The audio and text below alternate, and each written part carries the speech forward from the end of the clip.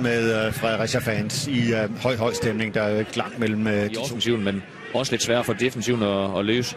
Og det her, det er en af Kryers spidskompetencer. Hans luftstyrke er enorm, og på grund af en rigtig god timing.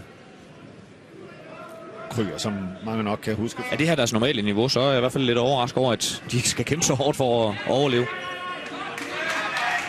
Og man kan bare se, at spillerne de er indstillet 100% på, hvad det her det kommer til at kræve, for at de skal have en chance for at slå Fredericia i dag. Og det er simpelthen ikke, fordi jeg tror ikke Fredericia.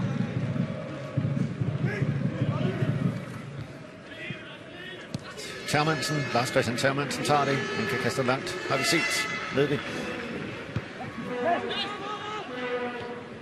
Og det er en løs bold, og en kæmpe mulighed. Halsen. Nu spillerne derinde. Og det har Fredericia haft lidt problemer med den første halve times tid her. Det er først Fredericia her for 14 dage siden, men hjemme sig 1-0. Og det kommer til udtryk i anden halvleg, når det kommer til at stramme til. I anden halvleg, når det kommer til at stramme til.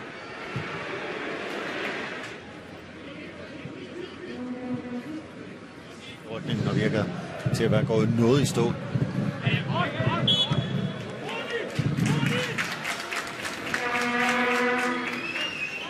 Og nok et hjørnespark til Kolding.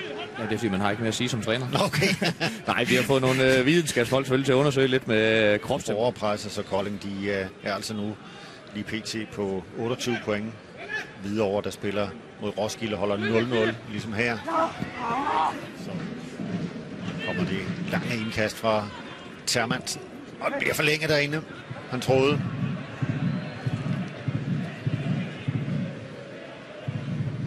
Det presser godt, der er Nick Andersen. Chancer. Ham har jeg nok måske holdt lidt længere på banen, men det kan jo stadigvæk vise sig på at blive ved med at have den tålmodighed i spillet.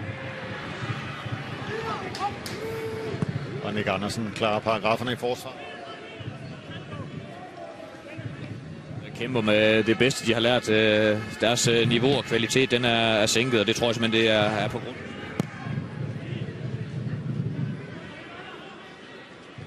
Altså op mod et rigtigt sted for 2 angriber, men lige nu der jeg vil da egentlig gerne som træner, så vil jeg egentlig gerne have Søren Philip derinde, fordi han ligger hele tiden. Der er kun et kvarter igen, Thomas. Ja, det vil jeg godt. Jeg har en lille fornemmelse af det, jeg tror, til næste år. Og man kan i hvert fald høre, at Kolding spiller ønsker. Og der er Hajdarevic. Og et hjørnespark til Fredericia. Ja, det tror jeg, det er forkert. Jeg tror lige nok, at Hajdarevic han har ramt den til. Og så får han taklet der, men den rammer Hajdarevic sidst.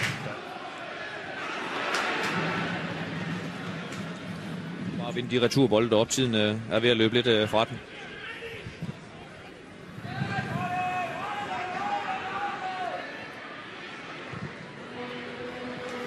Gummiben her og smide nogle point, ikke? Nu har Fredericia så 2 ude i kampe i træk. Kræmme sig, og det gør de også. Spillerne ligger tunge, skuffede i græsset her.